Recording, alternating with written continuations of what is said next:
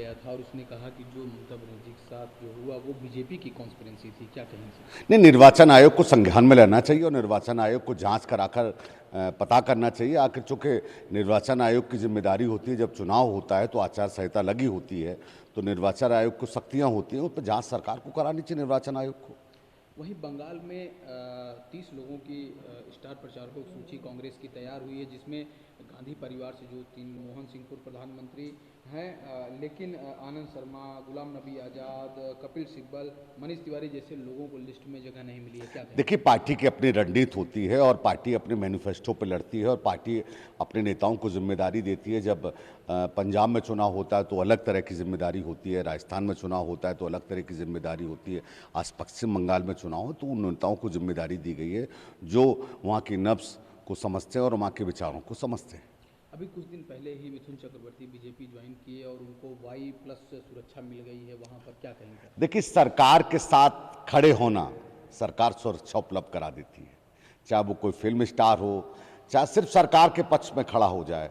कोई भी ये कह दे कि किसानों के साथ खड़े हैं तो वो देशद्रोही है, कोई भी ये कह दे कि भाई बेरोजगारी पर मुद्दे पर चर्चा कर लो तो वो देशद्रोही है, और सरकार से ये कह दे कि सरकार बहुत अच्छा काम कर रही है तो उसे रातों रात वायु श्रेणी की सुरक्षा मिलती है। सरकार बताए कि जो टैक्स का पैसा है आम आदमी का, वो किस तरह बाहर है और किन मानकों के तहत, किस मानकों के तहत मिथुन चक्रवर्ती को सुरक्षा दी है, ये देश जानना चाहता है। कनगा रावत को किस किस मामले में सुरक्षा दी गई है, ये देश जानना चाहता है। क्या आधार है कि LIU रिपोर्ट है सरकार के पास कि इनकी जान को खतरा है, किसी आतंकवादी गुट से खतरा है? क्यों जिस तरह का पैसा, टैक्स का पैसा, हमारे टैक्स का पैसा है, आम आदमी के टैक्स का पैसा है, सरकार पानी की तरह बहा रही है सुरक्षा पर और बेवजह बढ़ा रही है। हमने कहा कि हम पूरी दिल्ली के अंदर तिरंगे झंडे को फहराएंगे, तो भाजपा और कांग्रेस ने इसका विरोध क्यों किया? मैं भाजपा से पूछना चाहता हूं कि तिरंगा भारत में नहीं फहराएंगे तो पाकिस्तान में फहराया जाएगा। केजरीवाल, देखिए, भारतीय जनता पार्टी हो या केजरीवाल हो, इनके पास पाकिस्तान, लफ्ज़ जिहाद, घर वापसी, अगर ये नारे छोड़ दिए जाएं, आज क्यों नहीं विकास पर बात हो रही है? आप केजरीवाल तो मुख्यमंत्री हैं, संवैधानिक पद पर जिम्मेदारी ली गई है। तिरंगा कौन रोकता है? तिरंगा तो हर व्यक्ति को गर्व का महसूस होता है, चाहे वो कांग्रेस का कार्यकर्ता हो, चाहे आम आदमी हो। हिंदुस्तान के 125 करोड़ आबादी को जो तिरंगा और अपने को राष्ट्रभक्ति कहता है, वो सब समूहित है। इस पर राजनीति नहीं होनी चाहिए, मगर जनता का ध्यान भटकाने के लिए इस तरह के बयान, चाहे वो भारतीय जनता पार्टी के नेता हो या केजरीवाल हो, समय समय पर देश के जनमानस को भटकाने के लिए इस तरह के बयान दिए जाते हैं। केजरीवाल तो उसमें बयानों में माहिर हैं।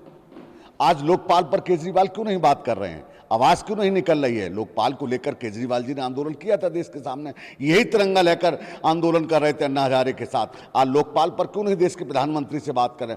तो कड़वा कड़वा बाहर और मीठा मीठा गुप्त, तो ऐसे नहीं चलेगा, देश समझता है।